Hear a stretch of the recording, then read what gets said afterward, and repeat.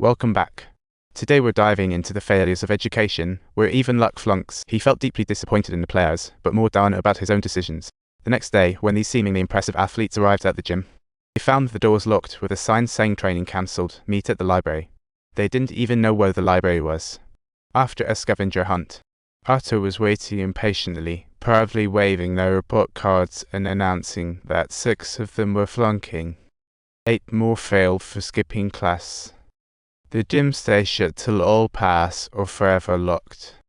However, the bad boy crews came forward at this moment, yet the students simply failed to understand Carter's persistence. The subtitles show even the principal came over to instruct him to open the doors. Nevertheless, Carter remained stubbornly firm in his stance, and it appeared that the principal came to recognize that Carter's approach might indeed be correct, leading to the cancellation of all the games. This move stirred quite the commotion, and reporters swarmed in, but Carter wasn't in the mood for a press conference. He went directly to the library, eager to find out what the kids were thinking. To his surprise, these children actually voiced such pessimistic remarks. East High had a 50 graduation rate with 6 entering college. In a 15-player team, only 1 might graduate. Those not in college had a 1/3 chance of jail.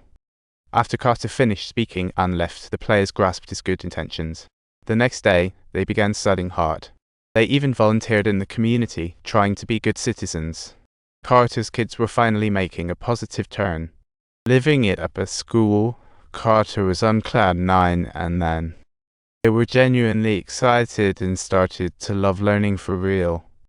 Just when everything was looking up, the parents flipped out, thinking Carter was ruining their kids' futures. Classic. Despite all that, Carter stuck to his principles like glue. Things escalated quickly. At night, vandals targeted his sports store, and during the day, drivers spat at him. Unbelievable. To them, Carter's biggest sin was stopping the kids from playing ball. They never realized that his arrival set them on the right track. Disheartened, he headed to the gym, feeling lost and unsure if he should keep fighting. Then Cruz showed up, all battered and bruised. Cruz witnessed his cousin's murder, realizing skipping college could mean disaster. His cousin's fate could easily be his own, and he begged Carter to let him rejoin the team.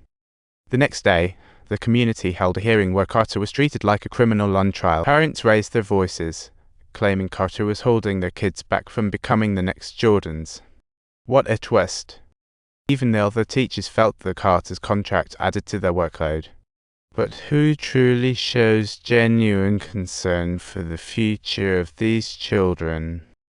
At this very moment, Carter could no longer restrain himself and began contemplating the idea of resigning from his position.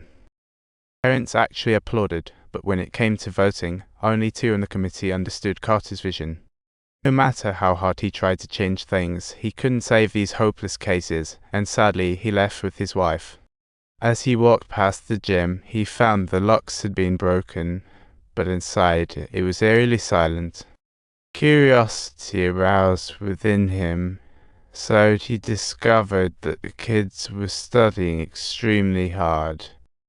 Cruz answered the question Carter had been asking all along. We let each other's light shine.